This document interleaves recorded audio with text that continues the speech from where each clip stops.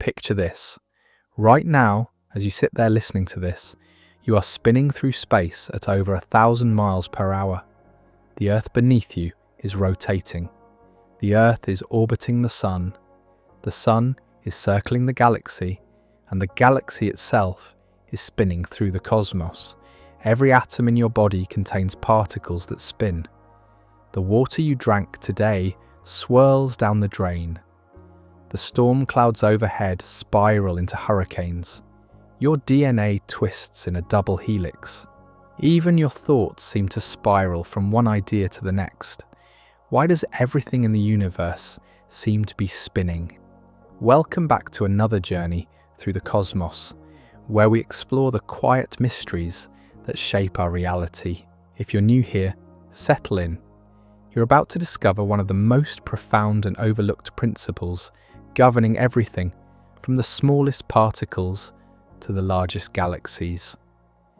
And if this is your first time joining me, know that you're part of a community of curious souls who find wonder in the deepest questions of existence. Tonight, we're going to uncover the hidden secret that connects a figure skater pulling in her arms to the birth of solar systems. The secret that links the formation of hurricanes to the creation of neutron stars. The invisible force that shaped our solar system and continues to orchestrate the cosmic dance of galaxies. This isn't just about physics. This is about understanding the fundamental rhythm that pulses through every corner of reality. Before we begin this gentle exploration, I want you to take a moment. Notice your breath. Feel the weight of your body. You're about to embark on a journey that will change how you see spinning objects forever. From the coffee stirring in your mug to the spiral arms of distant galaxies, you'll begin to recognize the same beautiful principle at work everywhere. The secret we're exploring today is called angular momentum conservation, and it's one of the most elegant and powerful laws in the universe. But don't let the technical name intimidate you. By the end of our time together, you'll see this principle operating in your daily life, in the weather outside your window, and in the very stars above your head. Let me begin with a story that will illustrate just how profound this principle really is. Imagine you're watching a figure skater gliding across the ice. She begins spinning slowly, arms extended wide, and then something magical happens. As she pulls her arms closer to her body, she spins faster and faster, becoming a blur of motion. She hasn't pushed off anything. She hasn't added energy to her spin. Yet somehow she's accelerating. How is this possible? The answer lies in one of nature's most fundamental conservation laws. Just as energy cannot be created or destroyed, only transformed from one form to another, angular momentum, the momentum of rotation, cannot be created or destroyed either. It can only be redistributed. When the skater pulls her arms in, she's decreasing what physicists call her moment of inertia, essentially making herself more compact. To conserve angular momentum, her rotation speed must increase proportionally. It's as if the universe has a cosmic accountant carefully balancing the books of rotation. This same principle, operating with mathematical precision, has shaped every rotating system in the cosmos, from the tiniest spinning particles to the grandest spiral galaxies. The conservation of angular momentum acts as an invisible choreographer, orchestrating the dance of matter and energy across space and time.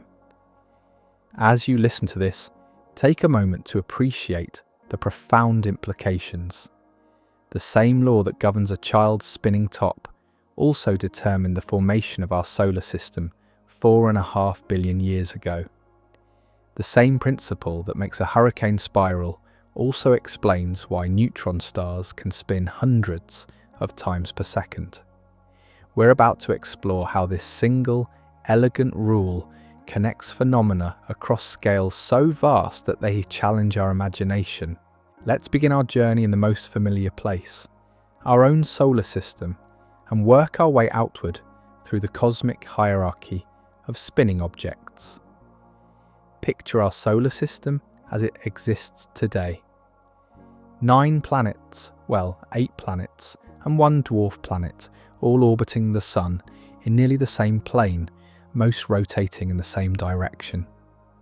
The Sun itself spins on its axis once every 25 days at its equator. This isn't a coincidence, it's the fingerprint of angular momentum conservation, preserved from the very birth of our cosmic neighbourhood. About 4.5 billion years ago, our solar system didn't exist. Instead, there was a vast, slowly rotating cloud of gas and dust spanning several light years across. This primordial nebula contained mostly hydrogen and helium, sprinkled with heavier elements forged in the hearts of previous generations of stars. The cloud was cold, perhaps only a few degrees above absolute zero, and it drifted slowly through the galaxy, seemingly unremarkable among countless similar clouds. But this cloud possessed something that would transform it into a star system. It had a tiny amount of rotation, so slight that it would take millions of years to complete a single turn. This rotation contained angular momentum, and that angular momentum was about to become the architect of worlds. Something triggered the cloud's collapse. Perhaps it was the shockwave from a nearby supernova, or the gravitational influence of a passing star.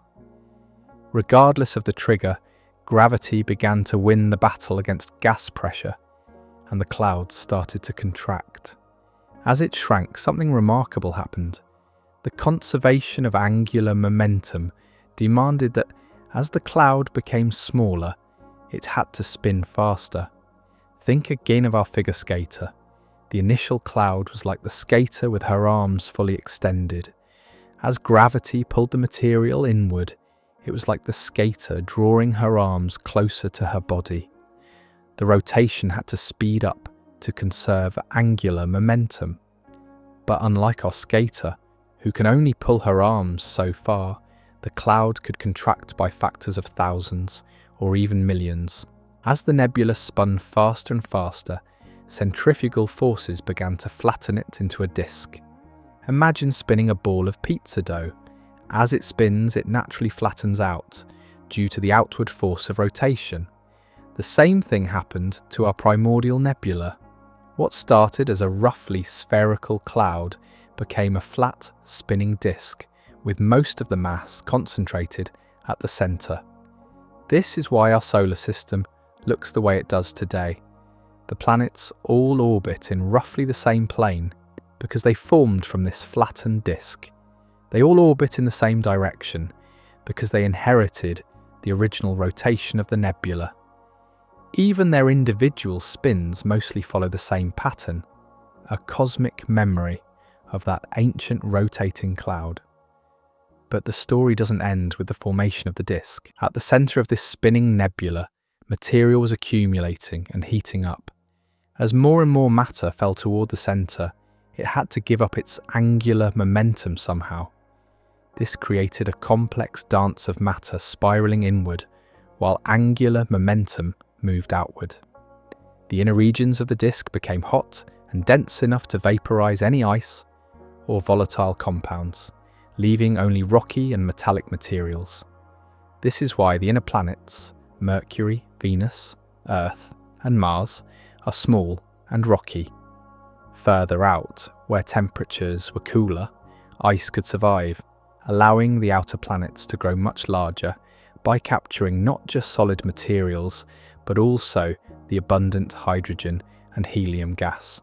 Jupiter, Saturn, Uranus, and Neptune became gas giants.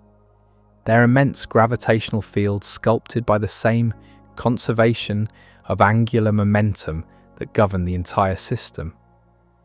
The process wasn't smooth or peaceful. As planets formed from the collision and accretion of smaller bodies called planetesimals, they had to conserve angular momentum with each impact. Some collisions added spin in one direction, others in the opposite direction. The final rotation of each planet represents the sum total of all these angular momentum transfers, a historical record written in spin. Consider Earth's rotation.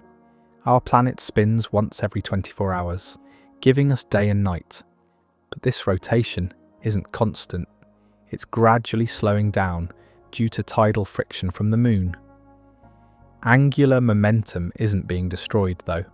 It's being transferred from Earth's rotation to the Moon's orbit, causing our satellite to slowly spiral outward. This process has been going on for over 4 billion years, and it will continue until Earth and Moon become tidally locked, always showing the same face to each other. As you contemplate this, realize that the very existence of stable days and nights, the seasons that mark our years, and the moon that lights our evenings are all consequences of angular momentum conservation operating over billions of years. The rhythm of your daily life is intimately connected to cosmic forces that shaped our world before life even existed. But our solar system is just one small example of angular momentum conservation at work. To truly the scope appreciate of this principle, we need to zoom out and consider objects far more extreme than anything in our neighbourhood. Let's journey to the remnants of massive stars, to objects so dense that a teaspoon of their material would weigh as much as a mountain. These are neutron stars, and they represent one of the most dramatic examples of angular momentum conservation in the universe. A neutron star begins its life as a massive star, perhaps 20 or 30 times the mass of our Sun. For millions of years, this stellar giant burns nuclear fuel in its core, generating enough outward pressure to balance the inward pull of its own gravity. But eventually, the fuel runs out. When this happens, gravity wins decisively. The core of the star, an object perhaps the size of Earth, collapses in less than a second. The collapse is almost beyond comprehension. Matter that once filled a volume the size of our planet gets compressed into a sphere only about 12 miles across. Protons and electrons are crushed together to form neutrons, creating matter so dense that it defies everyday experience. A sugar cube-sized piece of neutron star material would weigh about as much as Mount Everest. But here's where angular momentum conservation creates something truly spectacular. The original star was rotating, perhaps once every few days, much like our Sun. As the core collapses and its radius shrinks by a factor of thousands, the conservation of angular momentum demands that its rotation speed increase by the same factor. The result is an object that can spin hundreds of times per second. These rapidly rotating neutron stars, called pulsars, sweep beams of radiation across space like cosmic lighthouses. Each time the beam sweeps past Earth, we detect a pulse of radio waves. Some pulsars are so regular that they rival atomic clocks in their precision. The fastest known pulsar rotates 716 times per second. At its equator, the surface is moving at about 1/5 the speed of light. Think about this for a moment. The conservation of angular momentum has taken a star that once rotated leisurely and transformed it into an object spinning so fast that it approaches the fundamental limits imposed by physics. If it spun much faster, the centrifugal force would overcome gravity and tear the neutron star apart. These cosmic lighthouses illuminate a profound truth. The same principle that governs a spinning top in a child's hand also governs the most extreme objects in the universe. Angular momentum conservation operates with the same mathematical precision whether we're dealing with everyday objects or with matter compressed to nuclear densities. Some neutron stars become even more exotic through a process called recycling. When a neutron star exists in a binary system with a normal star, it can steal material from its companion.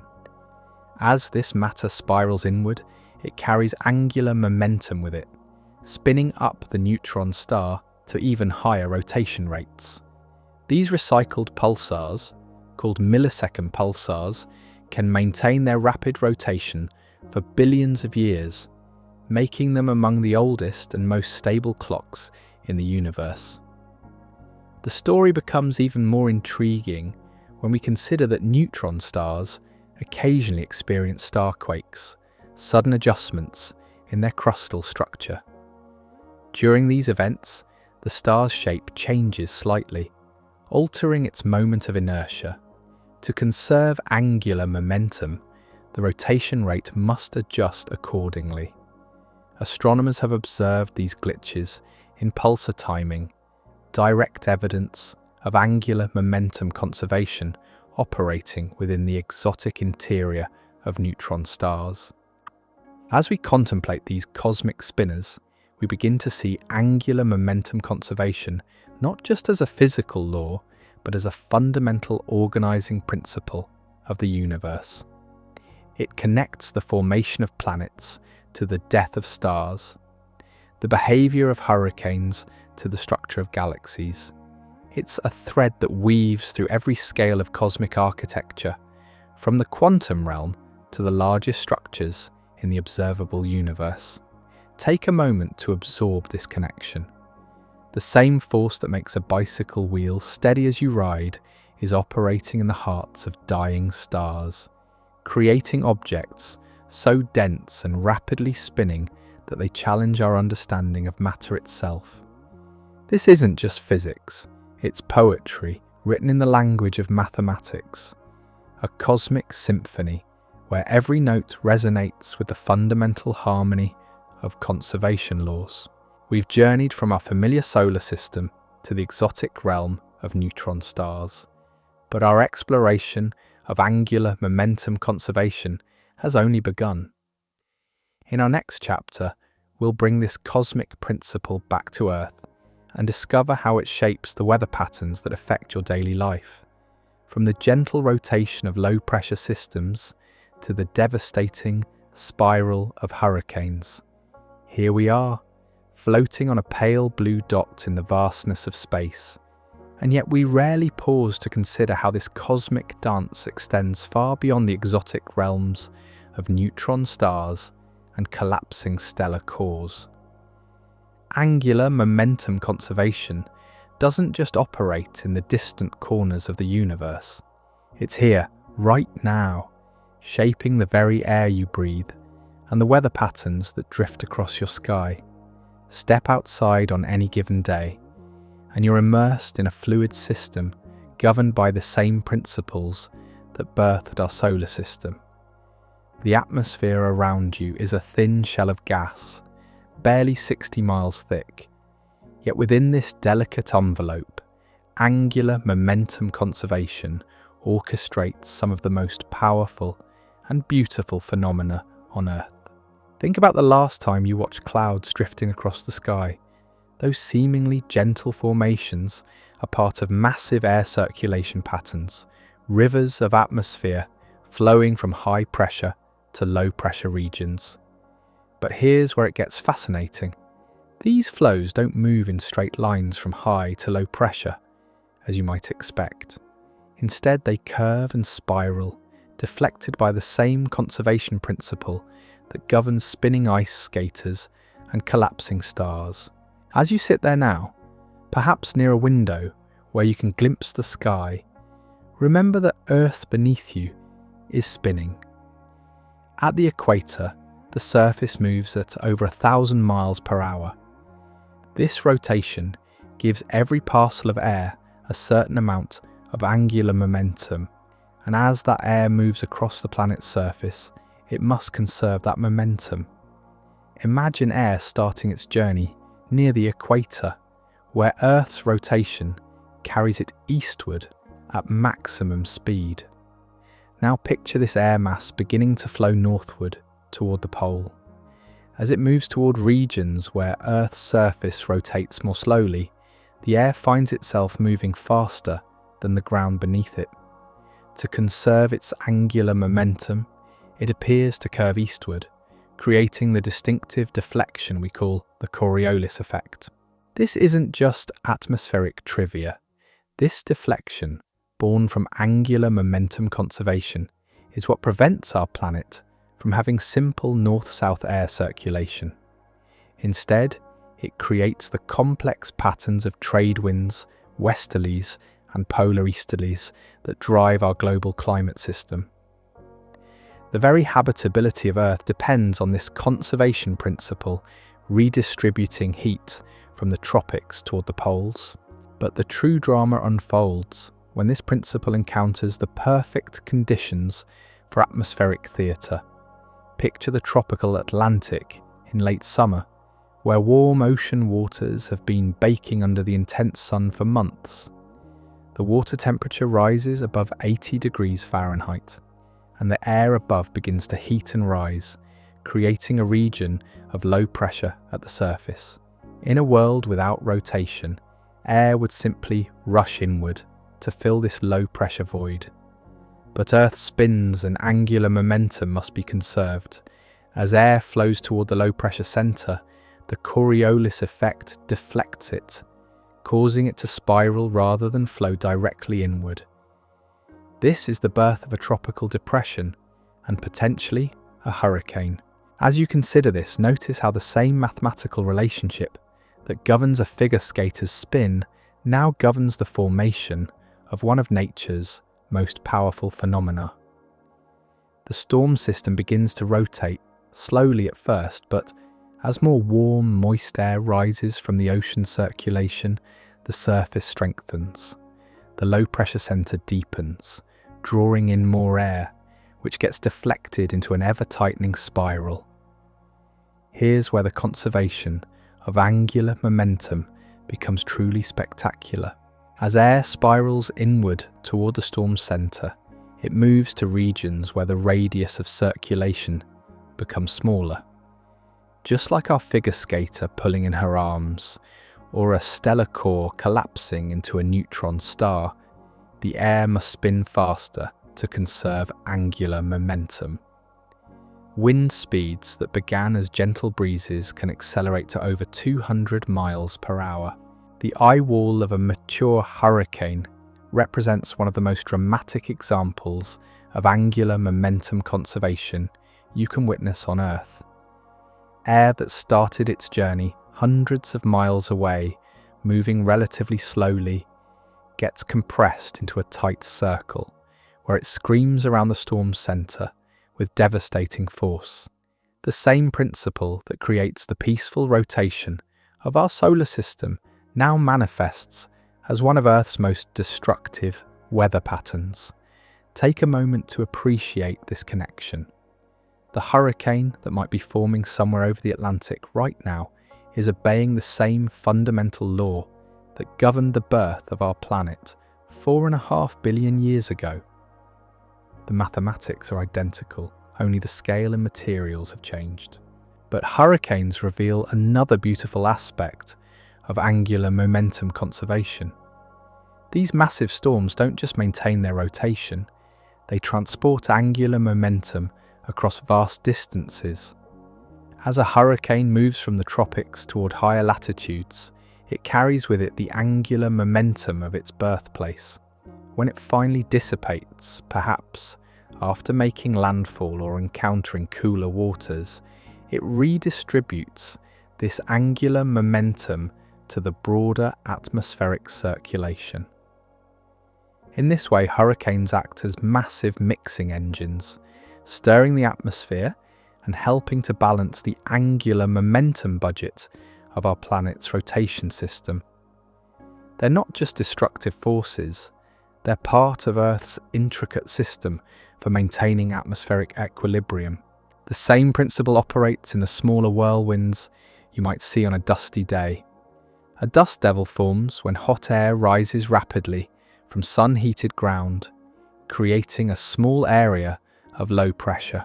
As surrounding air rushes in to fill this void, Earth's rotation deflects it into a spiral. Though tiny compared to a hurricane, these miniature tornadoes follow the same conservation laws, demonstrating that angular momentum operates at every scale of atmospheric motion. Even the gentle rotation of low and high pressure systems that bring your daily weather follows these same rules. The clockwise rotation of high pressure systems and counterclockwise spin of low pressure systems in the northern hemisphere, reversing in the southern hemisphere, all stem from the conservation of angular momentum in a rotating reference frame. As you breathe in this moment, consider that the oxygen entering your lungs has participated in countless atmospheric circulations, each one guided by the invisible hand of angular momentum conservation. The very air that sustains your life has spiraled through storm systems, been deflected by Earth's rotation, and carried the mathematical signature of this fundamental conservation law. This brings us to one of the most profound realizations about angular momentum conservation. It's not just a principle that operates in exotic cosmic environments or dramatic weather events. It's woven into the fabric of everyday existence, shaping everything from the way water spirals down your drain to the circulation patterns that determine whether tomorrow will be sunny or stormy. But our exploration has only scratched the surface of this cosmic principle.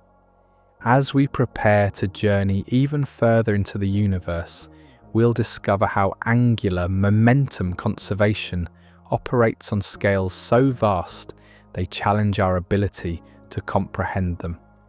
We're about to venture into the realm of galaxies, those island universes that contain hundreds of billions of stars, all held together and organized by the same conservation law that governs a child's spinning top. Picture yourself standing in a dark field on a clear night, far from the light pollution of cities. Above you, stretching across the sky like a river of faint light, flows the Milky Way galaxy. You're looking edge-on at a massive disk of stars, gas and dust, a structure so large that light takes 100,000 years to travel from one side to the other. Yet this seemingly static band of light is actually a dynamic, rotating system, spinning once every 200 million years. Our entire solar system, with all its planets and moons, is just one tiny part of this galactic carousel. We're located about 2/3 of the way out from the galactic center, orbiting at a speed of roughly 500,000 miles per hour. At this velocity, our solar system has completed only about 23 orbits since it formed 4.5 billion years ago. This is our galactic year, and in this context, complex life on Earth is only a few galactic months old. The Milky Way's rotation isn't uniform, like a solid wheel. Different parts of the galaxy orbit at different speeds, with the inner regions completing their circuits faster than the outer edges. This differential rotation is itself a consequence of angular momentum conservation, combined with the distribution of mass throughout the galactic disk. But here's where the story becomes truly mind-bending. The Milky Way, like all spiral galaxies, faces what astronomers call the winding problem. If the galaxy were simply a disk of stars and gas rotating at different speeds, the spiral arms should wind up and disappear within a few rotation periods. The fact that we see well-defined spiral structure in galaxies billions of years old suggests that something else is at work.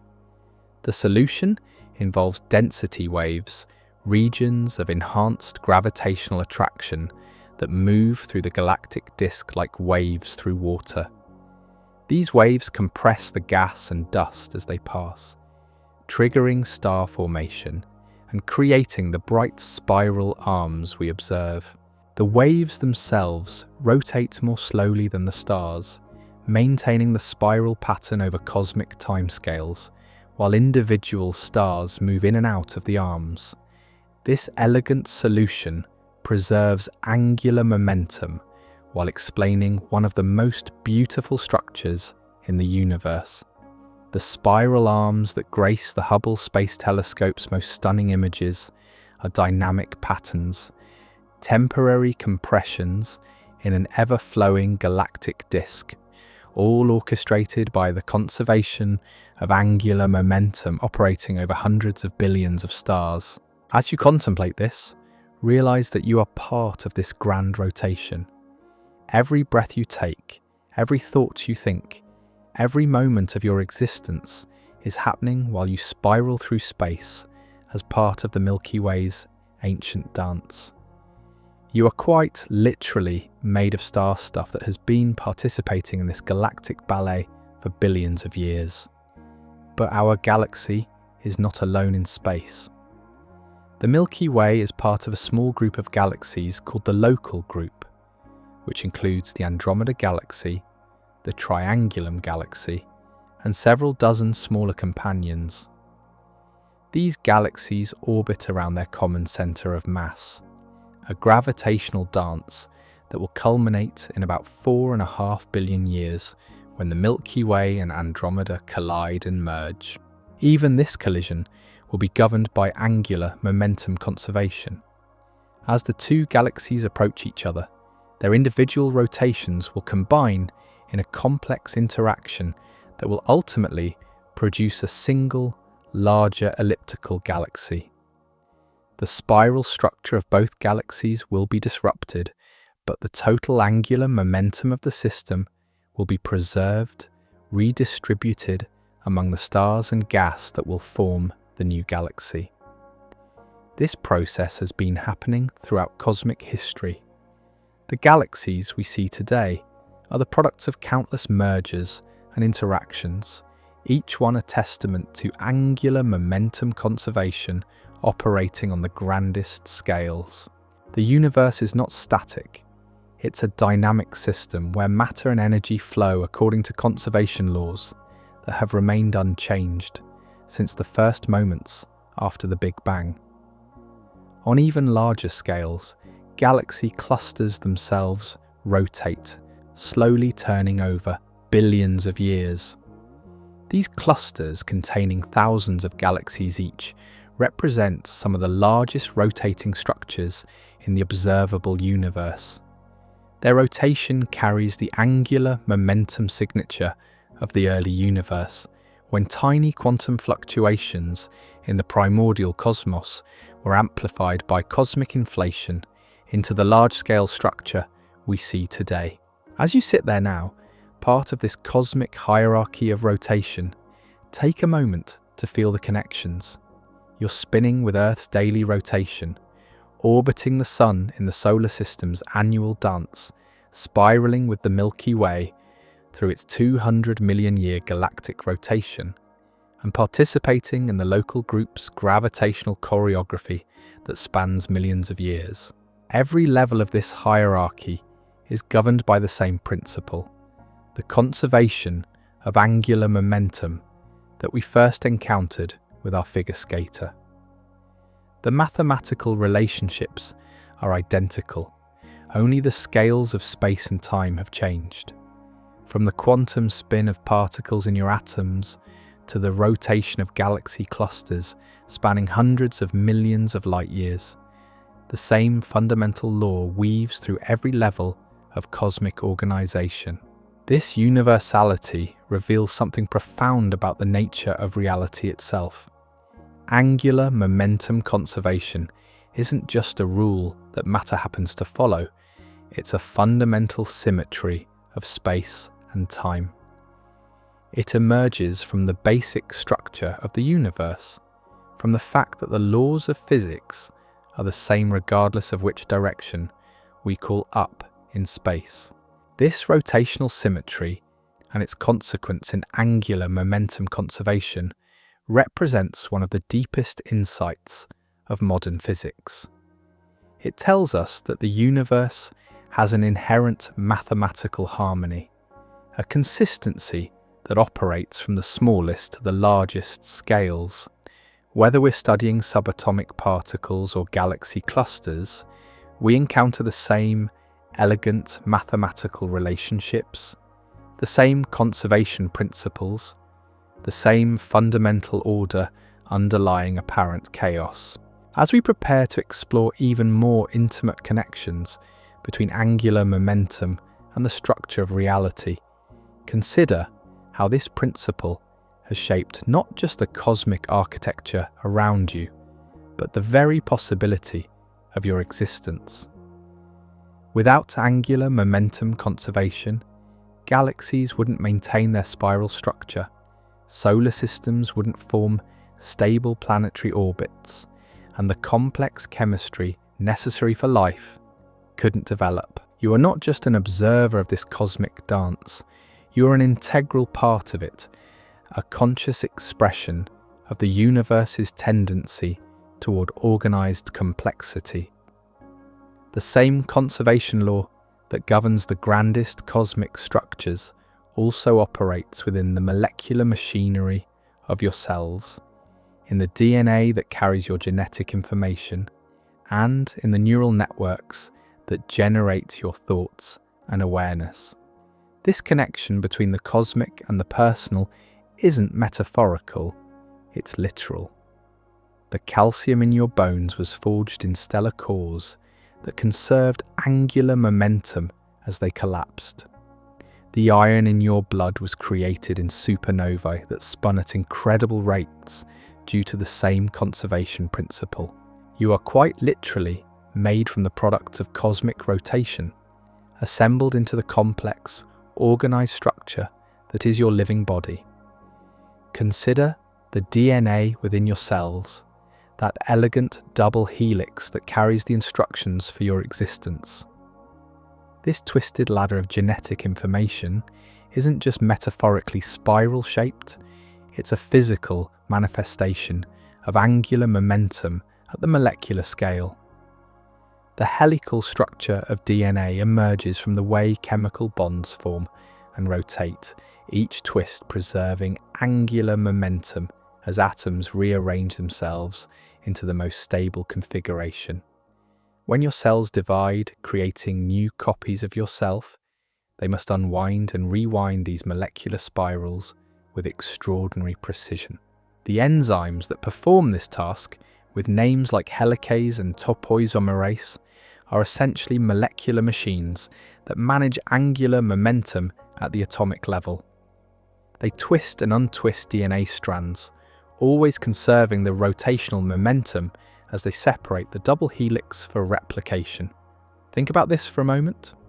The very process by which you grew from a single cell into the complex being you are today required countless molecular rotations, each one obeying the same conservation law that governs spinning planets and collapsing stars. Your existence is not just shaped by angular momentum conservation, it's literally constructed from it, one molecular twist at a time. As you take your next breath, notice how that simple act involves angular momentum in ways you might never have imagined. The oxygen molecules entering your lungs are themselves spinning, their electrons orbiting atomic nuclei in quantum mechanical dances that preserve angular momentum even at scales smaller than anything we can directly observe. These spinning electrons create the magnetic properties that allow oxygen to be paramagnetic, slightly attracted to magnetic fields. In your bloodstream, hemoglobin molecules capture these spinning oxygen atoms through a complex dance of electron rearrangement.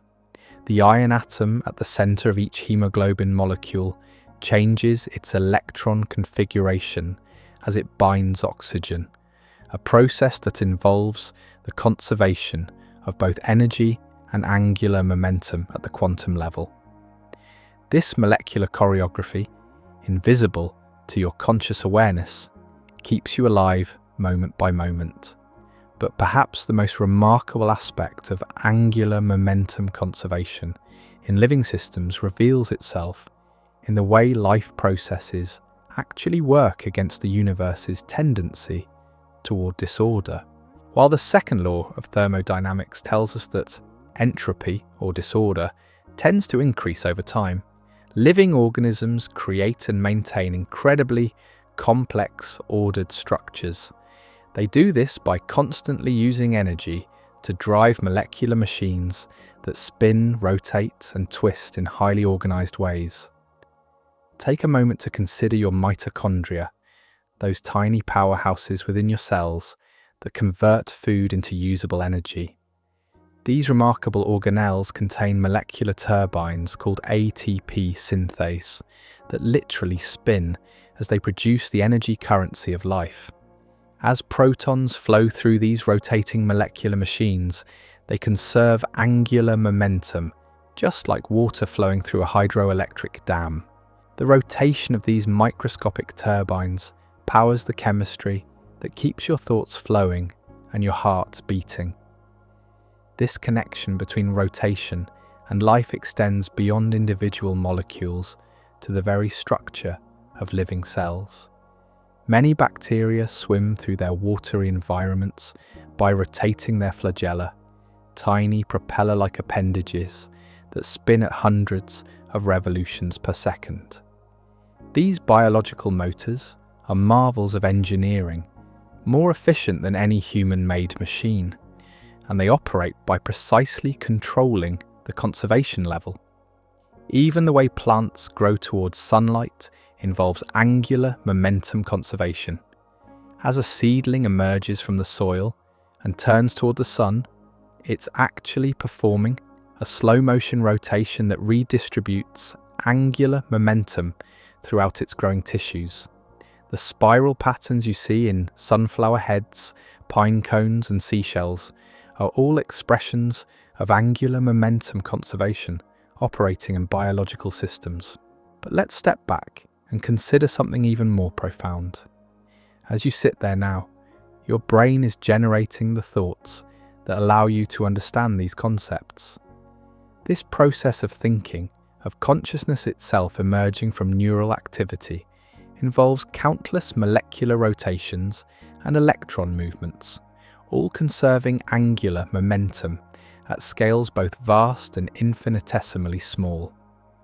The neurons in your brain communicate through electrical signals that depend on the movement of ions, charged particles that carry tiny amounts of angular momentum as they flow through cellular membranes. The synapses where neurons connect involve the rotation and binding of neurotransmitter molecules, each interaction governed by the same conservation principles we've been exploring. Some researchers have even speculated, though this remains highly theoretical and unproven, that quantum effects involving angular momentum might play a role in consciousness itself. The idea suggests that the quantum spins of particles in neural microtubules could somehow contribute to the emergence of awareness, though this remains far from scientific consensus and should be considered speculative rather than established fact. What we do know is that the very act of your understanding these ideas right now involves molecular processes that conserve angular momentum with each neural firing, each formation of memory, each moment of awareness. You are quite literally thinking with spinning particles, processing information through rotating molecular machines, experiencing consciousness through systems that embody the same conservation principles that govern the cosmos. This brings us to one of the most beautiful realizations about angular momentum conservation. It's not just a physical law that operates in the external world, it's intimately woven into the fabric of your inner experience. The thoughts you're having right now, the emotions you feel, the memories you're forming as you listen to these words, all emerge from physical processes that conserve angular momentum at every level. Consider how this changes your relationship with the universe around you. When you watch a spinning coin settle on a table, you're not just observing an external phenomenon, you're witnessing the same principle that operates within your own neural networks. When you see a galaxy's spiral arms stretching across space, you're recognizing the cosmic expression of forces that also shape the molecular machinery of your cells. This isn't metaphorical or mystical, it's literally true. The conservation of angular momentum creates a direct physical connection between your inner experience and the larger structures in the universe. The same mathematical relationships, the same fundamental symmetries, the same conservation principles operate at every scale, from the quantum realm of your thoughts to the cosmic dance of galaxies. As you absorb this idea, take a moment to feel the weight of its implications. You're not separate from the universe. You're an integral part of its rotating, spinning, twisting dance of matter and energy. Every thought you think participates in the same conservation laws that shaped the formation of stars. Every emotion you feel emerges from molecular processes that embody cosmic principles. But there's something even more remarkable to consider. Not only are you part of this universal dance of angular momentum conservation, but you're also one of the few known arrangements of matter in the universe that can understand and appreciate these principles. You represent the cosmos becoming aware of itself, matter organized in such a way that it can comprehend the very laws that govern its existence. This capacity for understanding isn't separate from the physical processes we've been exploring. It emerges from them.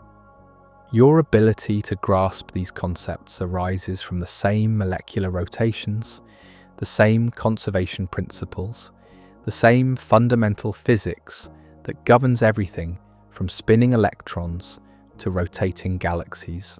In this sense, angular momentum conservation doesn't just connect you to the universe, it makes you a conscious expression of universal principles. You are the cosmos, thinking about itself, matter arranged in such exquisite complexity that it can contemplate the very forces that brought it into being.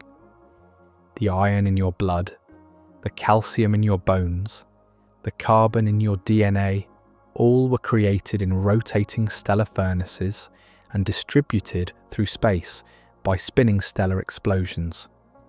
You are quite literally made from the products of cosmic rotation, assembled over billions of years into the complex, organized, conscious being that you are today. This realization transforms how we might think about our place in the cosmos. We're not accidents or afterthoughts in an indifferent universe. We're natural consequences of the same conservation principles that organize matter and energy at every scale. The capacity for thought, for wonder, for understanding these very principles emerges inevitably from the universe's tendency to create increasingly complex rotating systems. Your curiosity about these ideas, your ability to follow these connections, your sense of awe at the elegant mathematics underlying reality, all arise from angular momentum conservation operating in the neural networks of your brain. The very wonder you feel is the universe marveling at its own elegant organization. Without angular momentum conservation, the universe would be a very different place. Galaxies wouldn't maintain their spiral structure. Stars wouldn't form from collapsing clouds.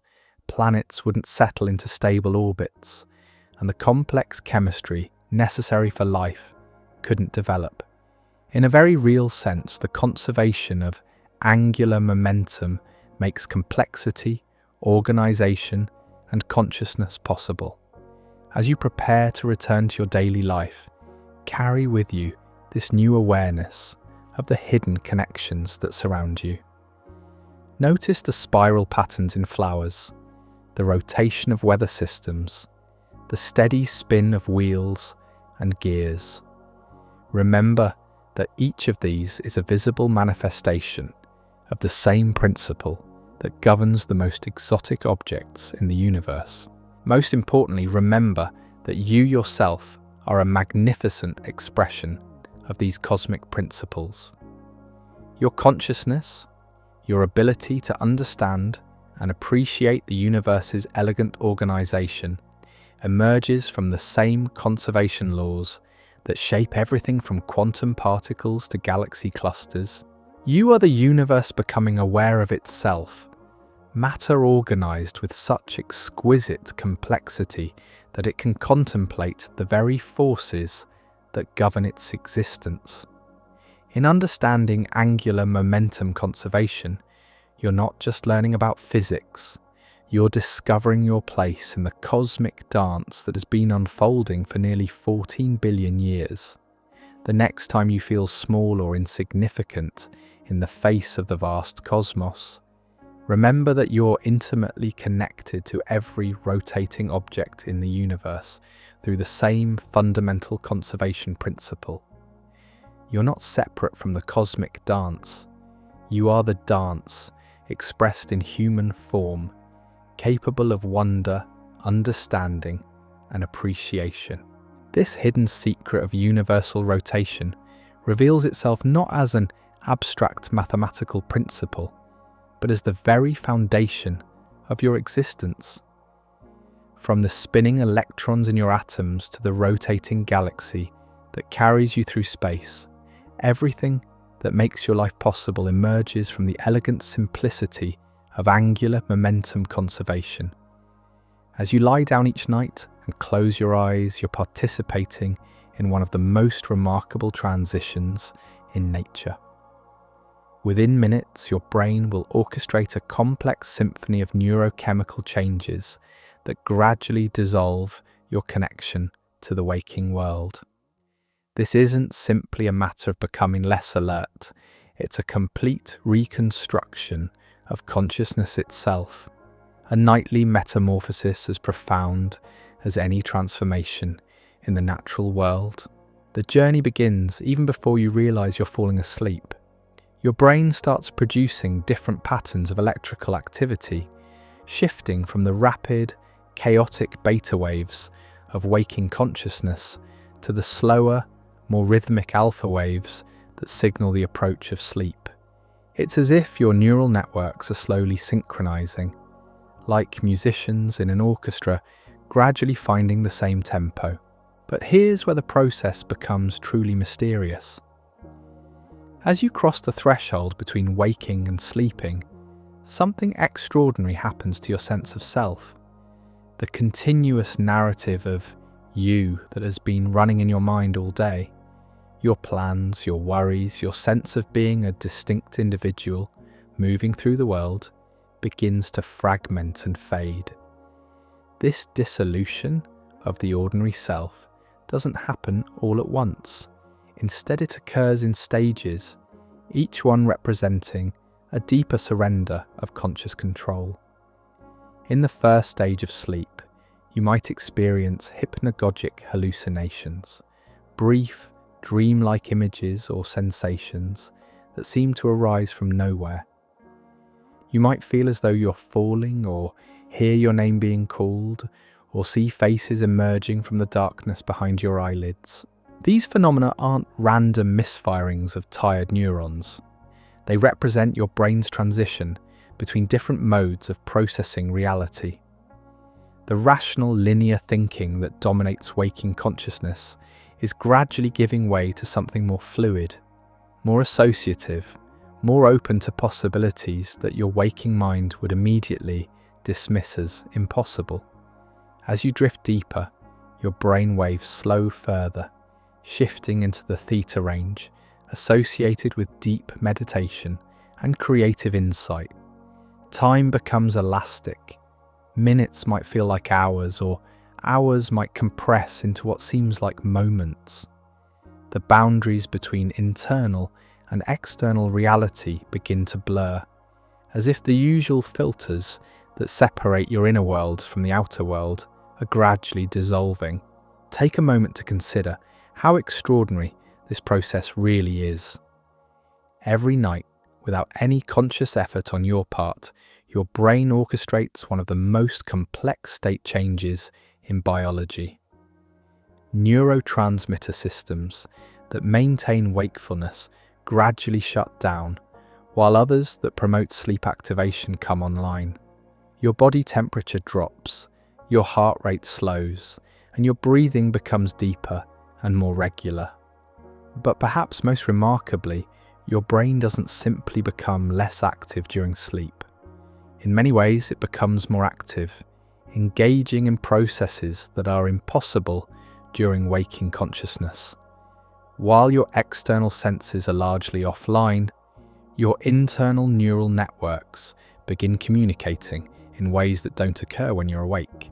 This is where sleep reveals itself as something far more profound than mere rest.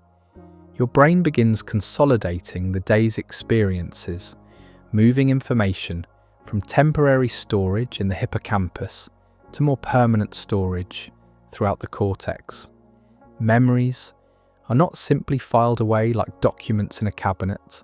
They're actively reconstructed, integrated with existing knowledge, and sometimes fundamentally transformed. Emotional memories receive special attention during this process. The amygdala, your brain's emotional center, remains active during sleep, but in a different way than during waking hours. It's as if your mind is reviewing the emotional content of your day, deciding what deserves long-term storage and what can be safely forgotten. This nocturnal emotional processing might explain why you sometimes wake up with a different perspective on problems that seemed overwhelming the night before. The phrase "sleep on it" isn't just folk wisdom. It reflects a genuine neurobiological process through which sleep can literally change your mind about things. But the mystery deepens when we consider what happens to your sense of identity during this process. The you that worries about tomorrow's meeting, that remembers yesterday's conversation, that maintains a continuous sense of being the same person from moment to moment. Where does this sense of self go during sleep? Some interpretations suggest, though this remains unproven, that deep sleep might offer something like a preview of what consciousness might be like without the constant construction of a separate self. In the deeper stages of sleep, when dreams are rare and the sense of being an individual observer largely disappears, what remains of awareness itself? This question touches on some of the most profound mysteries of consciousness. During dreamless sleep, are you still you in any meaningful sense, or does something more fundamental persist, a basic awareness that exists independent of personal identity, memory, or thought? As you rest there now, perhaps feeling the gentle pull of sleep beginning to affect your own consciousness, consider that you're about to participate in this ancient mystery yourself. In a few hours, the you that is listening to these words will dissolve into something more fundamental, more universal, more connected to the basic fabric of consciousness itself. But sleep isn't a single uniform state. As we're about to discover, your night's journey will take you through multiple distinct phases, each with its own neurological signature and its own unique contribution to your overall well-being. The deepest mysteries of sleep reveal themselves not in the dissolution of consciousness, but in its transformation into states that might be even more important than waking awareness itself. As you sink deeper into sleep, your brain guides you through a carefully orchestrated sequence of states, each serving essential functions that science is still working to fully understand. About 90 minutes after falling asleep, you'll enter what researchers call slow-wave sleep, or delta sleep, the deepest, most restorative phase of your nightly journey. In this profound state, your brain waves slow to their most rhythmic pattern, rolling through your neural networks like gentle ocean swells. If someone tried to wake you during this phase, you'd likely feel disoriented and groggy, as if being pulled back from a place very far from ordinary consciousness. This isn't simply deep rest, it's a fundamentally different mode of being. During slow-wave sleep, something remarkable happens to your brain's physical structure. The spaces between your neurons actually expand, allowing cerebrospinal fluid to flow more freely through your neural tissue. Think of it as your brain's nightly cleaning cycle, washing away metabolic waste products that accumulate during waking hours. Among these waste products is beta amyloid, the protein associated with Alzheimer's disease, suggesting that quality sleep might be one of our most important defenses against cognitive decline. But the restoration goes far beyond simple housekeeping. During these deepest phases of sleep, your brain appears to be actively strengthening and organizing the neural connections formed during your waking hours. This process, called systems consolidation, might be one of the most important functions of sleep, the transformation of temporary impressions into lasting knowledge. As you breathe slowly and steadily in this state, your body is engaged in its own remarkable restoration processes. Growth hormone surges through your system, promoting cellular repair and regeneration. Your immune system strengthens its defenses, producing infection-fighting antibodies and other protective substances. Even your DNA repair mechanisms work more efficiently during deep sleep, correcting damage that accumulates during the day's cellular activities. There's something almost mystical about this nightly renewal. While your conscious mind is completely offline, your body and brain are engaged in sophisticated processes that maintain and improve your overall functioning. It's as if sleep provides access to healing and regenerative capabilities that aren't available during waking consciousness. But perhaps the most intriguing aspect of deep sleep is what happens to your sense of time and identity. In these profound states, the normal stream of consciousness, with its constant flow of thoughts, sensations, and self-referential awareness, largely disappears. You exist in a timeless space where hours can pass without any subjective experience of duration. Some meditation practitioners report achieving similar states during very deep meditative absorption, where the sense of being a separate self temporarily dissolves into a more fundamental awareness. While we must be careful not to overstate the similarities, this raises fascinating questions about the relationship between sleep, meditation, and the nature of consciousness itself. Consider what this might mean for your understanding of identity. If you can spend hours each night in a state where your personal sense of self is largely absent, yet wake up feeling refreshed and renewed, what does this tell us about the relationship between consciousness and the self we normally take to be so solid and continuous? This isn't merely a philosophical question. It has practical implications for how we think about mental health, creativity, and personal growth. Many people report that insights and solutions emerge after a good night's sleep, as if the temporary dissolution of the ordinary self allows for new connections and perspectives to emerge. As you rest there now, perhaps beginning to feel the gentle pull of sleep yourself, notice how your sense of being a separate, thinking individual might already be starting to soften around the edges. This natural dissolution isn't something to fear. It's a return to a more fundamental state of being that renews and restores you at the deepest levels. But our journey through the landscape of sleep is far from over. As you progress through your nightly cycle, you'll eventually emerge from these profound depths into a very different kind of altered consciousness. One where your sleeping mind becomes a theatre of impossible experiences, where the normal laws of physics dissolve, and where you become both the playwright and the audience for some of the most creative productions you'll ever witness. Roughly 90 minutes after entering deep sleep, your brain begins one of the most extraordinary transitions in all of neuroscience. Your neural activity suddenly surges, approaching levels seen during intense waking concentration. Yet your body remains completely paralyzed.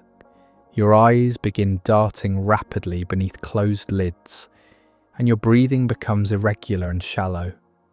You're entering REM sleep, the realm of vivid dreams.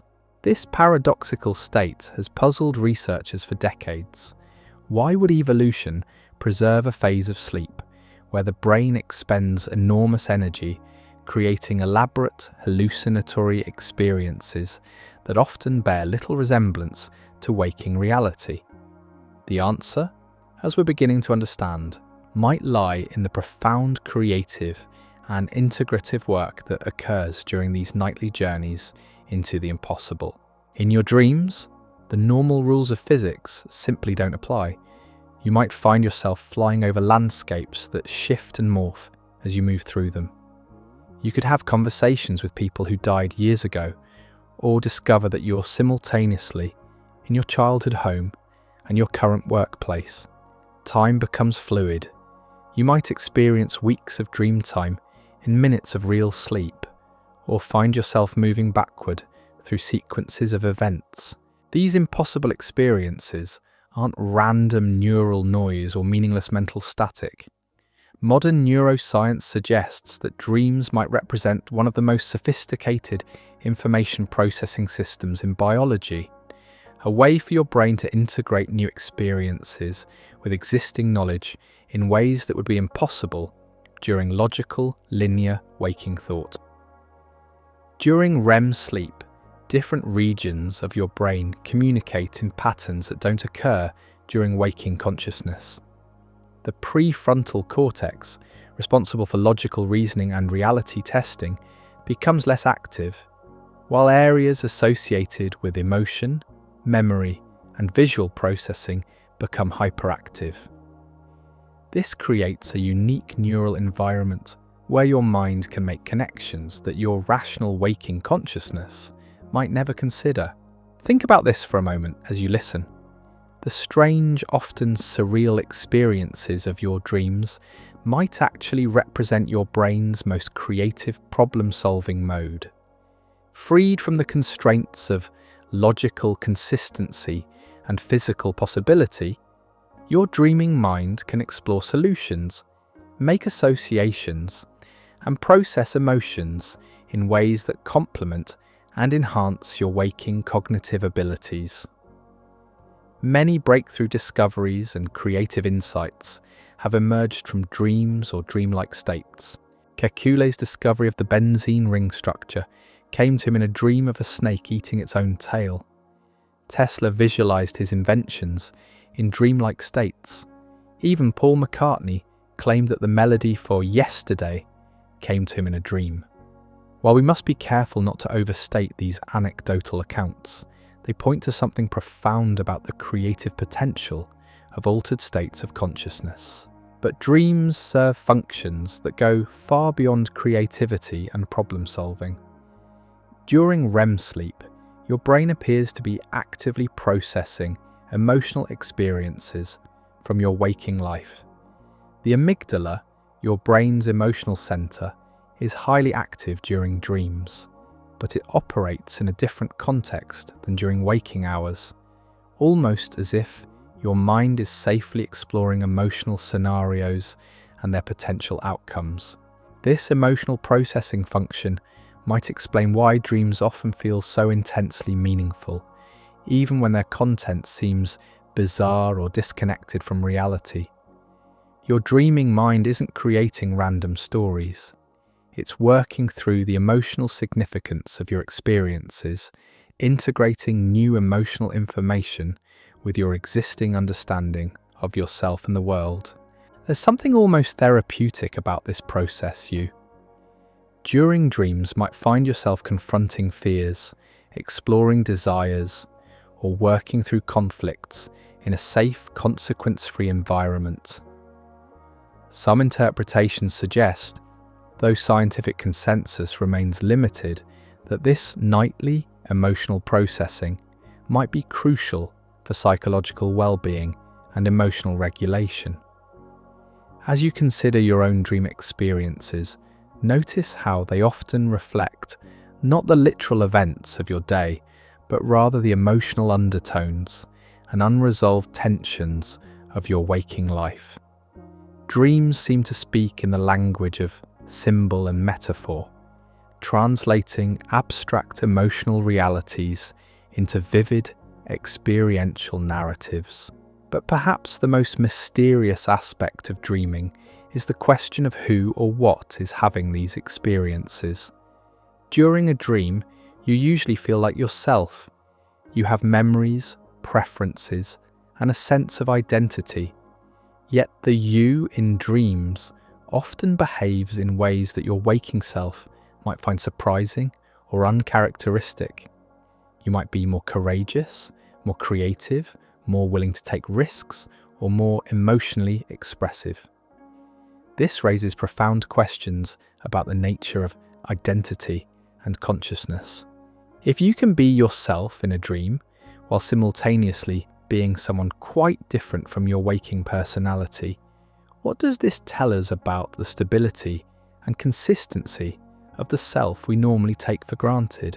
Some contemplative traditions have long recognized that the fluidity of identity in dreams offers insights into the constructed nature of the self in waking life as well. While we must be careful not to make claims that extend beyond scientific understanding, the dream state does seem to offer a natural laboratory for exploring questions about consciousness, identity, and the nature of subjective experience.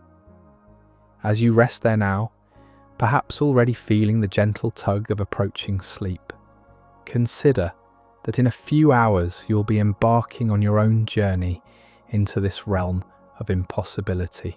Your mind will create worlds that have never existed, populate them with characters drawn from memory and imagination, and guide you through stories that might reveal aspects of your inner life that remain hidden during waking consciousness. But our exploration of sleep's mysteries is far from complete.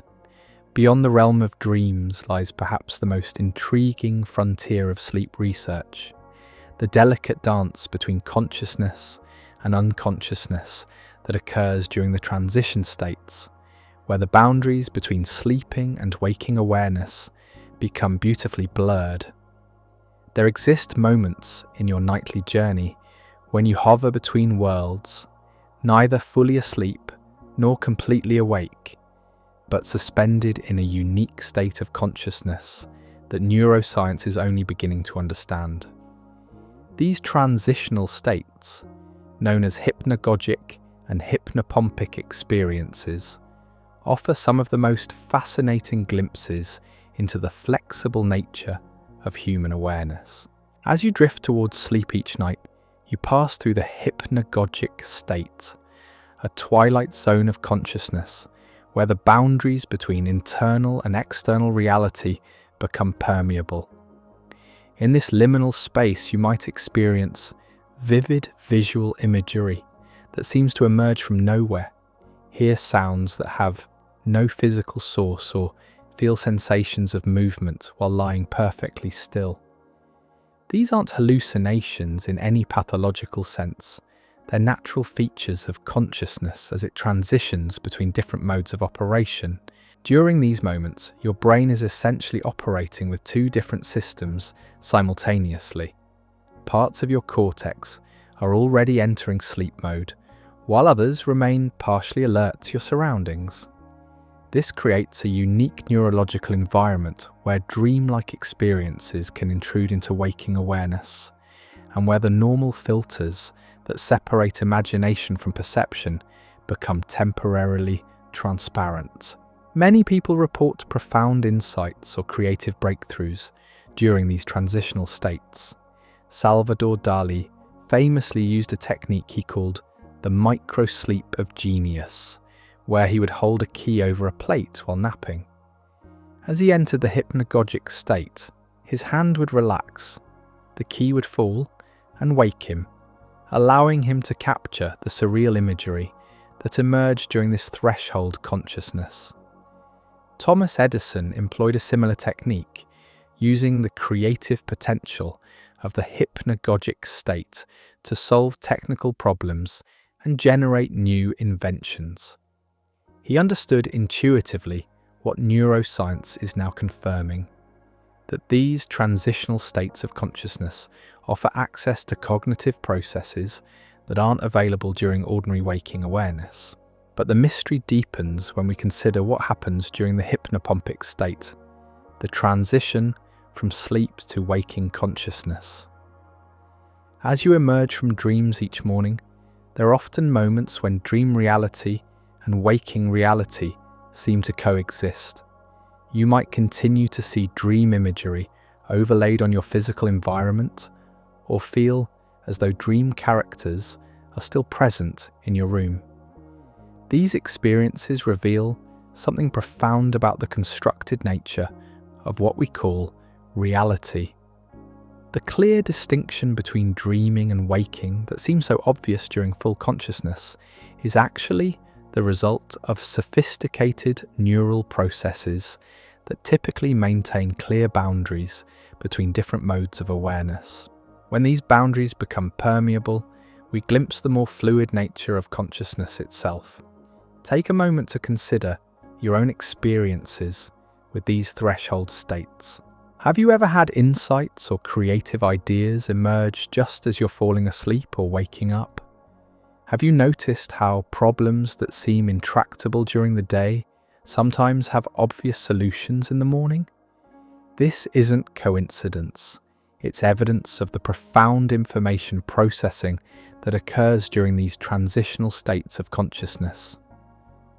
Some interpretations suggest, though this remains speculative, that these liminal experiences might offer glimpses into more fundamental aspects of consciousness that are normally hidden by the organizing structures of full waking awareness.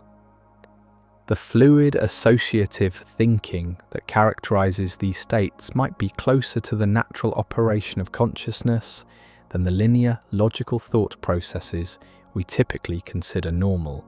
But these threshold experiences also raise intriguing questions about the relationship between consciousness and physical reality.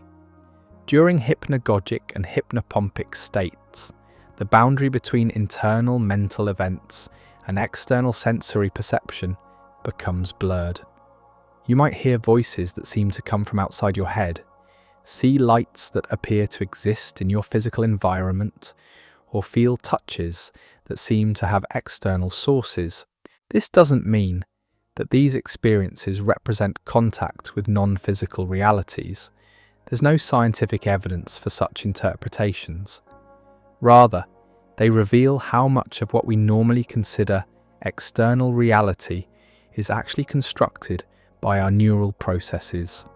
The solid, consistent world of waking consciousness is, in many ways, a collaborative creation between our sensory systems and our brain's interpretive mechanisms. Understanding this can be both humbling and liberating.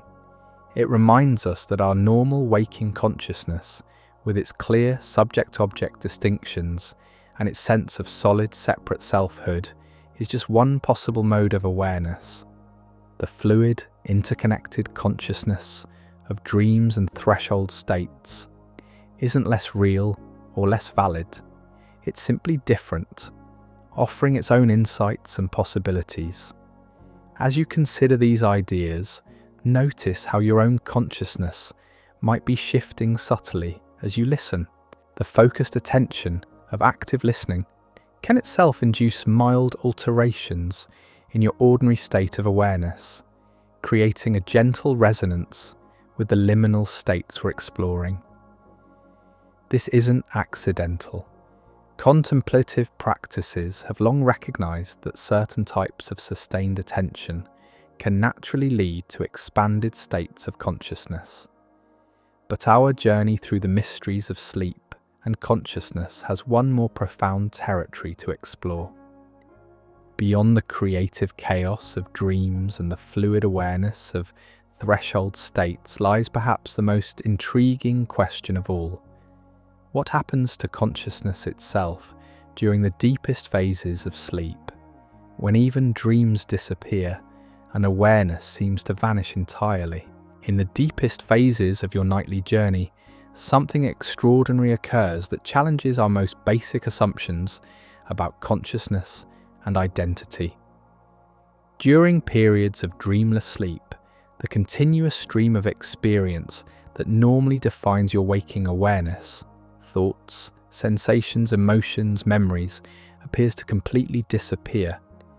Yet something remains, something that allows you to wake up feeling refreshed and renewed, somehow still recognizably you, despite hours of apparent unconsciousness. This presents one of the most profound puzzles in consciousness research. If consciousness is simply the sum of thoughts, perceptions, and experiences, then what persists during dreamless sleep? What maintains continuity between the person who falls asleep and the one who awakens? And why do we often emerge from these periods of apparent nothingness, feeling restored in ways that go beyond mere physical rest? Modern neuroscience has begun to reveal that even during the deepest phases of sleep, your brain remains far from inactive. Neural networks continue to communicate, though in patterns very different from those of waking consciousness. There's a kind of slow, rhythmic dialogue occurring between different regions of your brain, as if your neural systems are engaged in a form of communion that doesn't require conscious awareness. Some researchers speculate that this deep rhythmic neural activity might represent a fundamental default mode of consciousness, a basic awareness that exists independent of specific thoughts, perceptions, or experiences. This would suggest that consciousness isn't simply the content of awareness, but something more fundamental that can exist even when all familiar content has disappeared. This interpretation aligns with the reports from experienced meditators who describe achieving states of pure consciousness, awareness without objects, consciousness aware of itself, rather than of specific thoughts or experiences. While we must be careful not to make direct equivalences between meditative states and sleep states, the parallels are intriguing and suggest that consciousness might have dimensions that ordinary waking awareness rarely accesses. Consider what this might mean for your understanding of who you are. If you can spend hours each night in a state where your personality, your memories, your thoughts, and your sense of being a separate individual all disappear, yet wake up feeling fundamentally restored and refreshed, what does this tell us about the relationship between consciousness and personal identity? Some contemplative traditions have long suggested that beneath the constantly changing content of our thoughts and experiences lies a more fundamental awareness that remains constant and unchanging. They describe this basic consciousness as pure, peaceful, and inherently whole, qualities that might explain why emerging from deep, dreamless sleep often brings a sense of restoration that goes beyond mere physical recovery. This isn't to make any claims about the ultimate nature of consciousness that extend beyond current scientific understanding. Rather, it's to acknowledge that our nightly experience of dreamless sleep presents genuine mysteries that challenge our ordinary assumptions about awareness, identity, and the nature of mental experience. As you rest there now, perhaps feeling the natural rhythms of tiredness beginning to affect your own consciousness, consider that you're approaching your own encounter with these profound mysteries. In a few hours, you'll surrender your ordinary sense of self to something deeper and more fundamental, a process so natural that you barely give it a second thought, yet so mysterious that it continues to puzzle the greatest minds in neuroscience and philosophy. But dreamless sleep offers more than philosophical puzzles. There's growing evidence that these periods of apparent unconsciousness are actually crucial for memory consolidation, emotional regulation, and overall psychological well-being. During deep sleep, your brain appears to be actively organizing and integrating the day's experiences, strengthening important memories while allowing irrelevant details to fade away. This process isn't simply passive storage, it's an active reconstruction of your experiences that can literally change how you remember and understand events. Memories consolidated during sleep are often different from the original experiences, integrated with existing knowledge and emotional associations in ways that can provide new insights and perspectives. Some researchers have found that people often wake up with solutions to problems they were struggling with the day before, as if the period of dreamless sleep allowed for a kind of cognitive processing that isn't possible during waking consciousness. This suggests that the apparent nothingness of deep sleep might actually be a highly active state of information, integration, and creative synthesis. The emotional benefits of deep sleep are equally profound. People who get adequate amounts of slow-wave sleep show better emotional regulation, improved mood stability, and greater resilience to stress. It's as if the temporary dissolution of the ordinary self during dreamless sleep allows for a kind of emotional reset that leaves you better equipped to handle the challenges of waking life. But perhaps the most remarkable aspect of dreamless sleep is its universality. Across cultures, throughout history, humans have recognized the restorative power of deep rest. The fact that we willingly surrender consciousness each night, trusting in a process we don't fully understand, speaks to something profound about the architecture of human experience. This nightly dissolution of the self might serve functions we're only beginning to appreciate. Some interpretations suggest, though this remains speculative, that the temporary release from the constant work of maintaining a separate identity allows consciousness to return to a more fundamental, less constrained state. Like a tightly wound spring being allowed to relax, the ego structures that organize waking experience get a chance to restore themselves. As you consider your own relationship with sleep, notice how you naturally trust this process of letting go. Despite having no conscious control over what happens during deep sleep, despite the apparent vulnerability of unconsciousness, you surrender to it willingly night after night. This trust might reflect an intuitive understanding that sleep serves essential functions that go beyond anything your conscious mind can achieve. There's something profoundly beautiful about this daily cycle of dissolution and renewal. Each night, you release your grip on ordinary identity and allow consciousness to transform into states that refresh and restore you at the deepest levels. Each morning, you emerge renewed, carrying forward the benefits of these mysterious processes, while retaining little conscious memory of what occurred during the journey.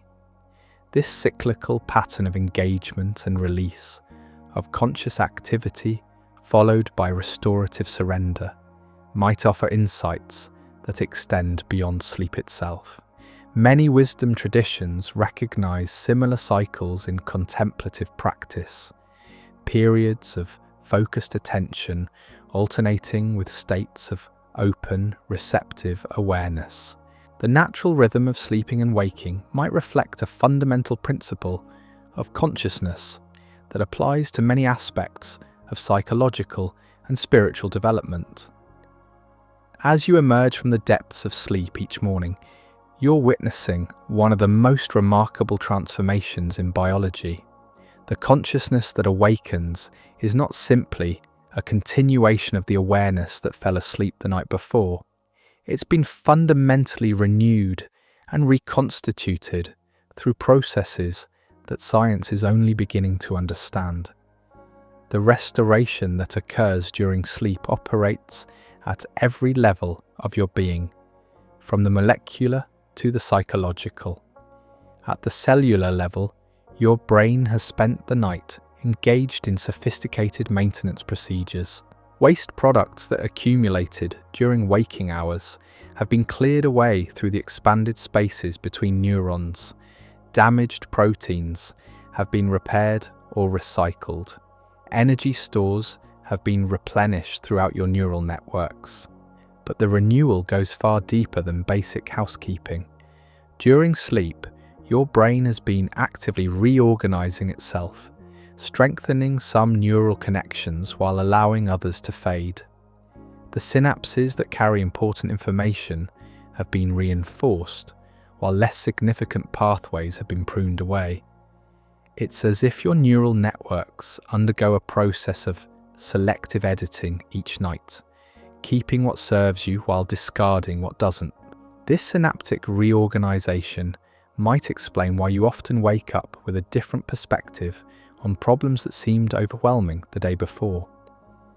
Your brain hasn't just rested, it has literally rewired itself, creating new patterns of connection that weren't available to your waking consciousness. The phrase "things will look different in the morning" reflects a genuine neurobiological process. Take a moment to appreciate how extraordinary this is. While your conscious mind was completely offline, your brain was engaged in sophisticated organizational work that enhances your cognitive abilities, emotional resilience, and creative capacity. You wake up each morning not just rested, but renewed, equipped with neural networks that have been optimized during your hours of unconsciousness. The emotional restoration that occurs during sleep is equally profound. Your brain's emotional centers have spent the night processing and integrating the day's experiences, filing away what's important while allowing transient emotional reactions to fade. This is why disturbing events that feel overwhelming in the evening often seem more manageable after a good night's sleep. Research suggests that REM sleep, in particular, plays a crucial role in emotional regulation. During this phase, your brain appears to be actively processing emotional memories, stripping away their intense affective charge while preserving the useful information they contain. It's as if your dreaming mind is learning to remember events without being overwhelmed by their emotional impact. This process might explain why people who are deprived of REM sleep often struggle with emotional regulation and stress management. Without adequate dream sleep, emotional memories remain hot, retaining their full effective charge and continuing to trigger stress responses long after the original events have passed. But the restorative power of sleep extends beyond individual psychology to encompass your relationship with the world around you. After a night of quality sleep, colours seem more vibrant, sounds more distinct, experiences more vivid and engaging. It's as if sleep doesn't just restore your internal systems, but also refreshes your capacity to perceive and interact with reality itself. This enhanced perceptual clarity might reflect the restoration of attention networks that become depleted during waking hours. Your ability to focus, to filter relevant information from irrelevant noise, to maintain sustained attention on chosen objects. All of these capacities are renewed and strengthened during sleep. Some researchers have found that people who get adequate sleep show enhanced creativity, better problem-solving abilities, and improved learning capacity. It's as if sleep doesn't just restore your existing abilities, but actually enhances them, creating new potentials that weren't present before you rested. As you consider your own experience with sleep and renewal, notice how the quality of your rest affects not just how you feel, but how you think, how you relate to others, and how you perceive the world around you. The consciousness that emerges from truly restorative sleep isn't simply the same awareness you had before. It's been enhanced, clarified, and renewed in ways that extend far beyond mere physical recovery. This raises fascinating questions about the relationship between consciousness and physical processes. While we must be careful not to make claims that extend beyond scientific understanding, the profound changes in awareness that result from quality sleep suggest that consciousness and brain function are intimately connected in ways we're still discovering. But our exploration of sleep's mysteries has revealed something even more profound: the recognition that altered states of consciousness aren't exotic anomalies, but natural, essential aspects of human experience.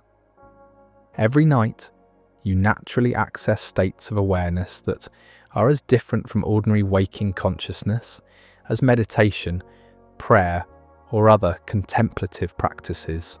This recognition might transform how we think about consciousness itself. Rather than viewing altered states as departures from normal awareness, we might understand them as part of a natural spectrum of consciousness that includes everything from focused attention to diffuse awareness, from active problem solving to receptive insight, from individual identity to more universal modes of being. This cyclical pattern appears throughout nature and human experience. Day follows night, seasons cycle through the year, tides ebb and flow with mathematical precision. Your heartbeat alternates between systole and diastole. Your lungs expand and contract with each breath. Your brain waves oscillate between different frequencies depending on your state of consciousness. The sleep-wake cycle might represent a fundamental rhythm of consciousness itself, an alternation between focused, individual awareness and a more diffuse, universal states of being. During waking hours, you maintain clear boundaries between self and world, engaging actively with your environment through focused attention and directed action. During sleep, these boundaries soften or dissolve entirely, allowing consciousness to return to more fundamental, less constrained modes of operation. This alternation might be essential for psychological balance and spiritual development. Just as muscles need periods of rest to remain strong and healthy, consciousness might need regular periods of release from the constant work of maintaining individual identity and active engagement with the world. Many contemplative traditions have recognized this principle, incorporating alternating phases of focused practice and receptive rest into their methodologies. The recognition that consciousness naturally cycles between different states has informed meditation practices, prayer disciplines, and other approaches to spiritual development for thousands of years. As you consider your own relationship with these natural rhythms, notice how the quality of your sleep affects not just your physical energy, but your emotional balance, your mental clarity, and your capacity for creative insight. The restoration that occurs during sleep seems to touch every aspect of human experience, suggesting that this nightly renewal might be more fundamental to well-being than we often recognize. But sleep and dreams offer more than personal restoration. They connect you to patterns of experience that are universal across human cultures and throughout history. Every person who has ever lived has experienced the nightly transformation of consciousness, the strange theatre of dreams, the mysterious renewal that comes with quality rest. This universality suggests that sleep and dreaming serve functions that go beyond individual psychology to encompass something essential about human nature itself. The fact that we've evolved to spend roughly a third of our lives in altered states of consciousness speaks to the fundamental importance of these experiences for human thriving. Some interpretations suggest, though this remains speculative, that the universal human experience of dreaming might connect us to collective or archetypal dimensions of consciousness that transcend individual identity. The symbolic mythological quality of many dreams has led some researchers to propose that dreaming consciousness might access patterns of meaning that are shared across cultures and throughout history. While we must be careful not to make claims that extend beyond current scientific understanding, the profound similarities in dream themes and symbols across different cultures and time periods do suggest that something universal might be operating in the dreaming mind. Patterns of meaning and experience that transcend individual biography and cultural conditioning.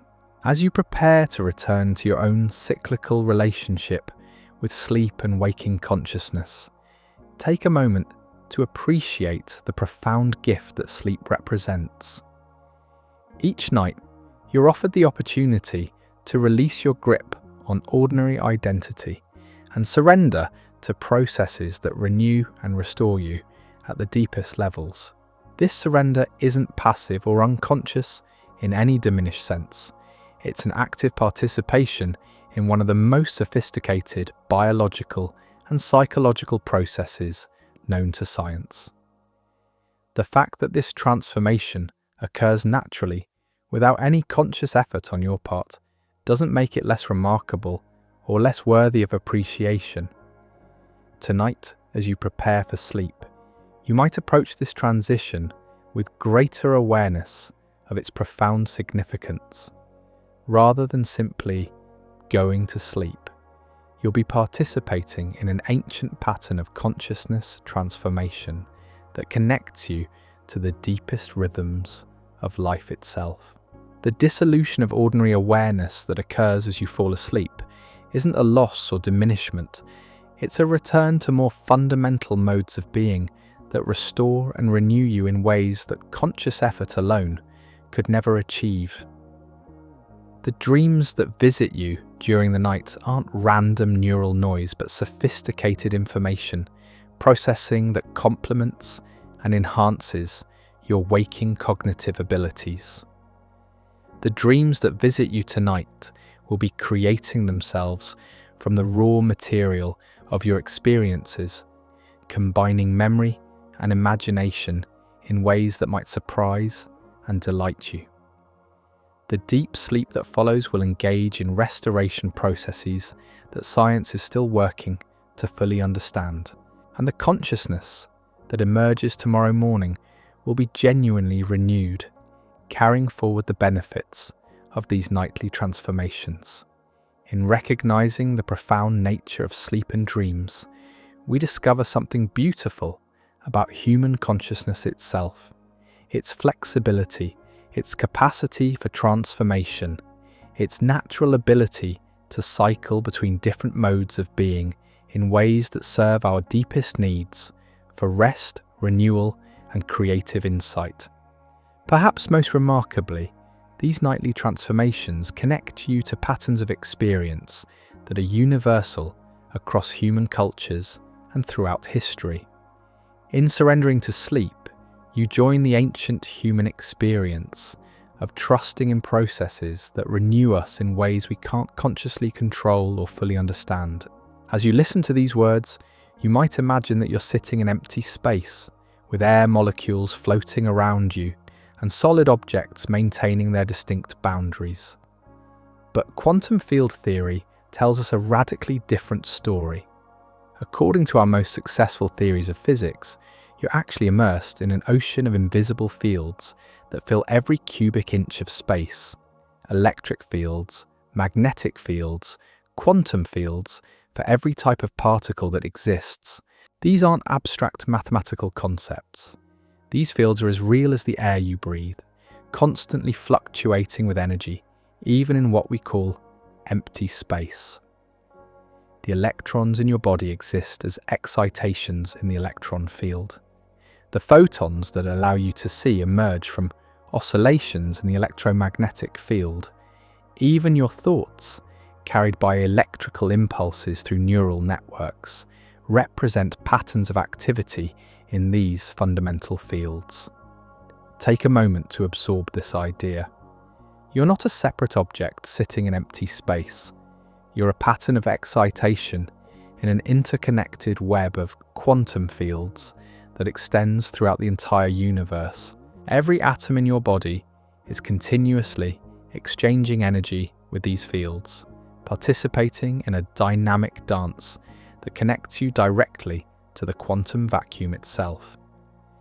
This isn't metaphorical language, it's the literal description of reality according to quantum field theory. The boundaries between you and not you that seem so obvious to everyday perception are revealed to be temporary patterns in something far more fluid and interconnected. You are the universe expressing itself in human form, not separate from the cosmic web, but woven directly into its fundamental structure. Now consider how remarkably this scientific understanding parallels insights that contemplatives have reported across cultures and throughout history. In meditative states, practitioners often describe experiences of boundary dissolution, of recognizing themselves as expressions of something vast and interconnected, rather than separate individuals navigating an external world. Buddhist practitioners speak of recognizing the interdependent nature of all phenomena, realizing that the sense of being a separate self is a construction that obscures a more fundamental interconnectedness. Hindu contemplatives describe experiences of recognizing their individual consciousness as expressions of universal consciousness. Mystics across traditions report moments of recognizing themselves as temporarily individualized aspects of an infinite, unified field of being. While we must be careful not to equate these subjective experiences with objective physical realities, the parallels are striking. Both quantum field theory and contemplative insight suggest that our ordinary sense of separation might be more illusory than we typically realize. Both point toward a reality that is fundamentally interconnected, where individual phenomena arise as patterns in something more basic and universal. As you sit there now, perhaps beginning to sense these invisible fields that surround and permeate you, consider how this understanding might shift your relationship with the world around you. The solid objects in your room exist as stable patterns of field activity. The light entering your eyes represents electromagnetic field oscillations that have travelled from their source to create your visual experience. But the implications go even deeper. According to quantum field theory, these fields are not static backgrounds, but dynamic, ever-changing oceans of potential. Even in the apparent emptiness of space, quantum fields fluctuate constantly, creating temporary particle pairs that appear and disappear in time frames so brief they exist below the threshold of direct observation. This quantum foam, as physicists call it, suggests that what we think of as empty space is actually alive with activity, a seething ocean of possibility from which the stable patterns we call particles and objects emerge. You're not just connected to this field ocean, you are a temporary stabilization within it, a pattern that has emerged from quantum possibility and will eventually return to it. Some interpretations suggest, though this remains speculative, that consciousness itself might be understood as a particular type of pattern or field effect, rather than something produced by material processes. While no scientific consensus exists on this point, the idea that awareness might be as fundamental as the quantum fields themselves offers an intriguing bridge between physics and contemplative understanding. This perspective doesn't require us to abandon scientific rigor or make direct claims about consciousness influencing physical events. Instead, it invites us to consider that consciousness and reality might be two aspects of something more fundamental, patterns in the same underlying field structure that gives rise to all phenomena. As we prepare to explore these ideas more deeply, notice how your own awareness operates right now. The capacity to be aware seems to have no clear boundaries. It can focus on specific objects or expand to encompass vast ranges of experience. This boundless field-like quality of awareness itself might offer hints about its relationship to the quantum fields that physics has discovered underlying all material phenomena. Deep within the strange world of quantum mechanics lies one of the most puzzling discoveries in the history of science, the measurement problem. When physicists study quantum systems, they find that particles don't behave like tiny classical objects with definite properties. Instead, they exist in what's called superposition, embodying multiple contradictory states simultaneously until the moment of observation, when they suddenly collapse into a single, definite state. This isn't a limitation of our measuring instruments, or a sign that we need better technology. It appears to be a fundamental feature of reality itself. Before observation, an electron doesn't have a definite position or momentum. It exists as a probability wave that encompasses all possible values. Only when a measurement occurs does this wave of possibility collapse into a specific outcome. The implications are profound and deeply unsettling to our normal way of thinking about reality. It suggests that the act of observation plays a fundamental role in determining what becomes real. Not that observation creates reality out of nothing, but that the transition from quantum possibility to classical actuality seems to require some form of measurement or interaction that collapses the wave function. Now, take a breath and consider how this might relate to your own direct experience. In contemplative practice, practitioners often report that the quality of attention itself seems to affect the nature of what's experienced. When awareness is scattered and reactive, experience tends to be fragmented and agitated. When attention becomes refined and stable, experience often becomes more unified and peaceful. This parallel between the quantum measurement problem and contemplative experience doesn't mean that meditation directly causes quantum effects. That would be an unsupported leap. Rather, it suggests that both domains might be pointing towards something fundamental about the relationship between awareness and reality that we don't yet fully understand. Some interpretations suggest, though this remains highly speculative, that consciousness might play a more fundamental role in the structure than classical of reality physics assumed.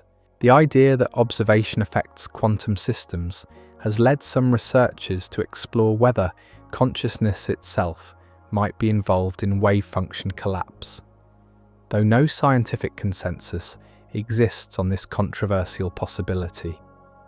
What we can say with confidence is that both quantum mechanics and contemplative practice challenge our ordinary assumptions about the relationship between observer and observed.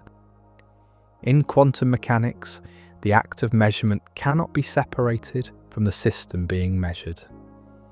In contemplative practice, the quality of awareness cannot be separated from the nature of what's experienced. As you listen to these words right now, notice how your attention itself seems to participate in shaping your experience. When awareness is focused and present, these ideas might feel vivid and meaningful. When attention wanders or becomes agitated, the same words might seem abstract or disconnected. The observer and the observed appear to be intimately connected in ways that our ordinary thinking rarely acknowledges. This doesn't mean that your thoughts create reality in any direct causal sense. Such claims lack scientific support. Instead, it points toward a more subtle relationship where consciousness and physical reality might be complementary aspects of something more fundamental, neither reducible to the other but intimately interconnected.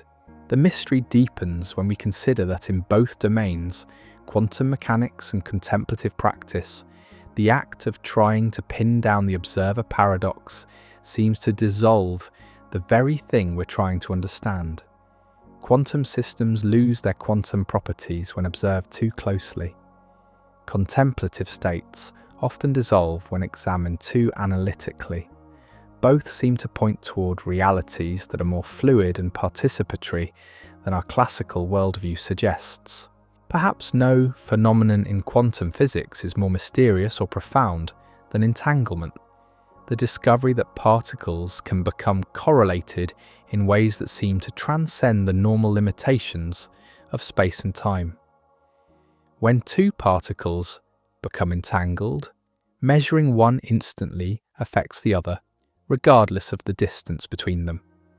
Einstein famously called this spooky action at a distance and spent years trying to prove it impossible, but decades of experimental verification have confirmed that entanglement is real.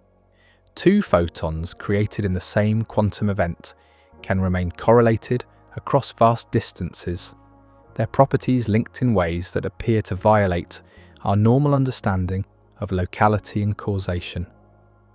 Change the spin of one entangled particle, and its partner immediately responds, even if separated by light years of space. This isn't some exotic laboratory curiosity. Entanglement appears to be woven into the fundamental fabric of reality. Some theories suggest that every particle in the universe shares some degree of entanglement with every other particle, creating a web of quantum correlations that connects all phenomena in ways we're only beginning to understand. Take a moment to consider what this might mean. The atoms in your body were forged in stellar cores and scattered through space by supernovae explosions. These particles have interacted with countless other particles throughout cosmic history, potentially creating entanglement relationships that persist across time and space. In a very real quantum mechanical sense, you might be correlated with particles throughout the observable universe. This scientific understanding resonates remarkably with insights from contemplative traditions that have long emphasized the interconnected nature of all phenomena. Buddhist philosophy speaks of dependent origination, the recognition that all phenomena arise through interconnection rather than existing as independent entities. Hindu Vedanta describes the underlying unity that connects all apparent multiplicity. Indigenous wisdom traditions often emphasize the sacred relationships that bind all life together. While we must be careful not to equate quantum entanglement with these philosophical insights, the parallels are striking. Both point toward a reality that is fundamentally relational rather than composed of separate, independent objects. Both suggest that the boundaries we perceive between phenomena might be more apparent than real. Some interpretations suggest, though this remains unproven, that consciousness itself might operate through something analogous to quantum entanglement. The way awareness can instantly shift between different objects of attention, the sense of unity that can encompass diverse experiences, the feeling of connection that contemplatives report with all phenomena. These might reflect field-like properties of consciousness that parallel the non-local correlations found in quantum systems. But here's where we must be especially careful. There's no scientific evidence that meditation creates quantum entanglement between people or that emotional states directly influence quantum fields. Such claims go far beyond what current science can support. The parallel between quantum entanglement and contemplative insights about interconnection is suggestive and beautiful, but it remains metaphorical rather than literal.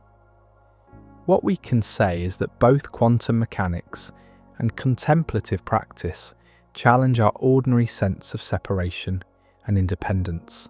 Quantum entanglement shows us that particles that seem separate can actually be aspects of a single quantum system. Contemplative practice often reveals that experiences that seem separate can actually be recognized as aspects of a unified field of awareness. As you rest there now, perhaps sensing the subtle ways that your awareness naturally encompasses the sounds around you, the sensations in your body, the flow of thoughts and emotions, notice how consciousness itself seems to operate more like a field than a localized point. This field-like quality of awareness might offer hints about its relationship to the quantum field structures that physics has discovered underlying all material phenomena. The implications extend beyond personal practice to encompass our understanding of human relationships and social systems.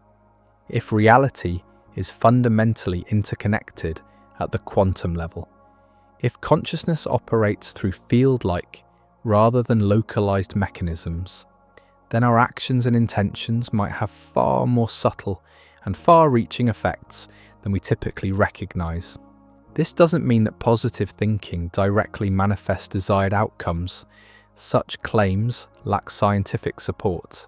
Instead, it suggests that we exist within webs of relationship and influence that are far more intricate and sensitive than our ordinary awareness typically perceives. The quality of our attention, the nature of our intentions, the patterns of our thoughts and emotions might contribute to subtle fields of influence that extend beyond our immediate environment in ways we're only beginning to understand. One of the most intriguing aspects of both quantum mechanics and contemplative practice is how they deal with the challenge of studying phenomena that seem to change in the very act of being studied. In quantum mechanics, this is formalized as the measurement problem, the recognition that quantum systems behave differently when observed than when left undisturbed. In contemplative practice, a similar paradox emerges when trying to study consciousness itself. Consider the strange situation of trying to observe your own awareness. The moment you turn attention toward consciousness itself, something shifts. The observer, the act of observing, and the observed seem to merge into a single process that can't be cleanly separated into distinct components. This isn't a failure of introspection. It might be pointing towards something fundamental about the nature of awareness itself. Neuroscientists studying meditation face similar challenges. When researchers attach electrodes to meditators' heads and ask them to maintain specific contemplative states, they often find that the act of measurement changes the very phenomena they're trying to study. The meditative state that exists in the laboratory setting isn't quite the same as the state that arises in natural practice. Some interpretations suggest, though this remains speculative, that consciousness might share certain structural features with quantum systems. Both seem to involve phenomena that are more fluid and participatory than classical physics assumed possible.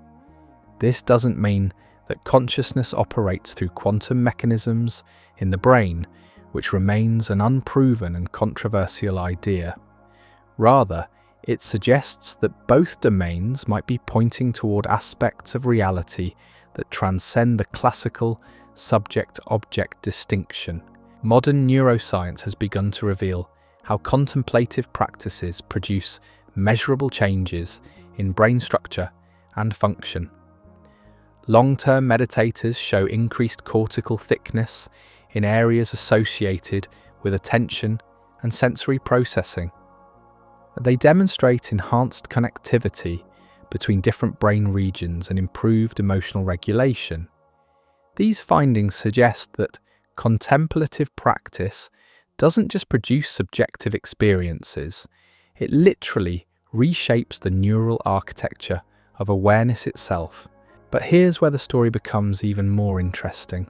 Some research suggests, though the findings remain preliminary and controversial, that the effects of contemplative practice might extend beyond individual practitioners.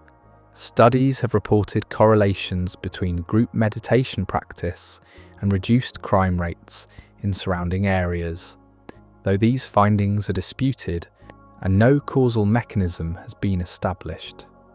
If such effects exist, and this remains a very big if, they might point toward field-like properties of consciousness that extend beyond individual brains.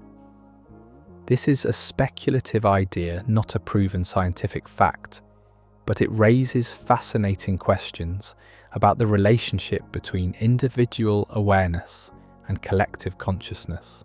Take a moment to notice your own experience right now. As you listen to these ideas, your attention naturally moves between different aspects of what's being described, sometimes focusing on specific concepts, sometimes opening to encompass the overall flow of understanding. This natural flexibility of awareness, its ability to be both focused and diffuse, might reflect field-like properties that parallel the quantum fields discovered by physics. The challenge of studying consciousness scientifically parallels the measurement problem in quantum mechanics in another important way. Just as quantum systems seem to exist in superposition until measured, contemplative states often seem to involve a kind of cognitive superposition, awareness that encompasses multiple perspectives simultaneously without collapsing into any single point of view. Advanced practitioners often report states where the normal boundaries between different aspects of experience become transparent. Thoughts, emotions, sensations, and perceptions might all be present simultaneously, without any single element dominating awareness. This isn't confusion or lack of clarity. Practitioners describe it as a state of enhanced lucidity, where the usual fragmentation of experience gives way to a more unified mode of awareness. Such descriptions resonate with quantum mechanical concepts like superposition and complementarity, though we must be careful not to push these parallels beyond what they can legitimately support. The similarities might point toward fundamental features of information processing and awareness that operate at multiple scales, from quantum systems to conscious experience. As we deepen our exploration of the parallels between quantum mechanics and contemplative insight, we encounter perhaps the most profound concept in modern physics, the quantum field. Unlike particles, which we can imagine as discrete objects with definite locations, quantum fields are continuous, extending throughout all of space and containing infinite potential for manifestation. Every type of particle that exists corresponds to excitations in its associated quantum field. Electrons are ripples in the electron field, photons are waves in the electromagnetic field, and even the Higgs boson represents vibrations in the Higgs field that gives mass to other particles. What we think of as empty space is actually filled with these invisible fields, constantly fluctuating with zero-point energy even when no particles are present. This concept revolutionizes our understanding of reality. Instead of thinking of the universe as composed of things moving through empty space, quantum field theory suggests that space itself is alive with potential, fields of possibility from which all phenomena emerge and to which they eventually return. You're not separate from these fields. You're a temporary pattern of excitation within them. Now, as you settle more deeply into this listening, consider how contemplative traditions have long described reality in remarkably similar terms. Many wisdom traditions speak of an underlying field or ground of being from which all phenomena arise and into which they dissolve. In Buddhist philosophy, this might be described as emptiness, not nothingness, but the open space of awareness in which all experiences appear. In Hindu Vedanta, it might be called consciousness itself, the field of pure awareness that underlies all manifestation. These contemplative descriptions don't prove that consciousness operates through quantum field mechanisms, but they point toward a similar understanding of reality, fundamentally field-like rather than composed of separate objects. Both physics and contemplative practice suggest that what we normally take to be solid, separate things are actually patterns of activity basic and unified in something more fundamental. Some interpretations suggest, though this remains highly speculative, that consciousness itself might be understood as a field phenomenon, not produced by brains but rather something that brains tuned into or modulate, like radios receiving transmissions from an invisible field of information. This idea lacks scientific consensus and should be considered metaphorical rather than literal, but it offers an intriguing bridge between physics and contemplative understanding. The implications become even more interesting when we consider the role of intention and attention in both domains. In quantum mechanics, the act of measurement appears to collapse quantum superposition into definite outcomes. The quality of the measurement, what aspects of a system are observed and how, seems to influence which possibilities become actualized from the quantum field of potential. In contemplative practice, attention and intention seem to play similarly fundamental roles. The quality of awareness, whether scattered or focused, reactive or receptive, narrow or expansive, appears to influence what aspects of the field of possible experience become prominent. This doesn't mean that meditation directly manipulates quantum fields, but it suggests that both domains might involve similar principles about how possibility becomes actuality. Take a moment to explore this in your own experience. Notice how the quality of your attention right now affects what aspects of your present moment experience become vivid and clear. When awareness is focused and present, certain possibilities within the field of experience become actualized. When attention is scattered or agitated, different patterns emerge from the same underlying potential. As we reach the end of our gentle journey through the quantum field of awareness, I'm struck by how both physics and contemplative wisdom point toward the same profound truth, that the boundaries we normally perceive between ourselves and the universe might be far more fluid than we ever imagined. The quantum fields that fill every cubic inch of space, the entanglement that connects particles across vast distances, the observer effects that blur the line between awareness and reality. All of these discoveries invite us to consider that we might be far more intimately woven into the fabric of existence than our everyday experience suggests. Tonight, as you prepare for rest, perhaps you'll sense those invisible fields that surround and permeate you with new appreciation. The electrons flowing through your neural networks, the electromagnetic radiation from distant stars reaching your eyes, the quantum fluctuations in the space around your body. All of these phenomena connect you directly to the deeper structures of reality itself. You are not separate from the quantum universe. You are an expression of it, a temporary pattern in the eternal dance of fields and possibility.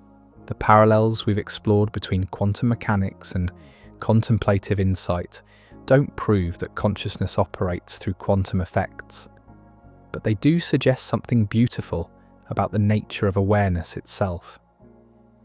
Perhaps consciousness, like quantum fields, is more fundamental than we typically assume, not produced by material processes, but rather a basic feature of reality in which material processes arise and unfold. This recognition might transform how you relate to your own awareness in the quiet moments of daily life. The capacity to be present, to observe without immediately reacting, to sense the interconnected nature of your experience. These aren't just psychological skills, but perhaps glimpses into the field-like nature of consciousness itself. When attention becomes refined and stable, you might be tuning into something as fundamental as the quantum fields that physics has discovered underlying all phenomena. Whether these parallels between physics and contemplative practice point toward literal connections or remain beautiful metaphors, they invite us to hold our assumptions about reality more lightly. The universe revealed by quantum mechanics is far stranger and more wonderful than the classical world of separate objects interacting through mechanical forces. The reality accessible through contemplative practice is far more fluid and interconnected than the ordinary sense of being an isolated individual navigating an external world. As you drift into sleep tonight, you might rest in the recognition that you're both the observer and the observed, both the wave and the particle, both the individual expression and the infinite field from which all experience arises. In the gentle dissolution of ordinary awareness that accompanies sleep, perhaps you'll glimpse something of the fundamental field of possibility from which you emerge each morning, renewed and connected to the deepest mysteries of existence. And if this exploration of consciousness and quantum reality has sparked your curiosity about the nature of existence itself, you might be intrigued by another frontier where science is pushing the boundaries of the possible. Recent discoveries are suggesting that our entire universe might be just one bubble in an infinite multiverse, where every quantum possibility plays out across parallel realities. I invite you to explore this mind-bending possibility with me in Scientists Just Found Something.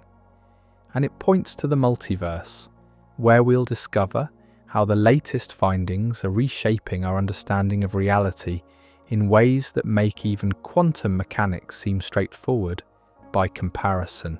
Until then, may you find wonder in the invisible fields that surround you, peace in the recognition of your deep interconnection with all phenomena, and rest in the gentle mystery of awareness itself. Sweet dreams, and thank you for joining me on this contemplative journey through the quantum nature of reality.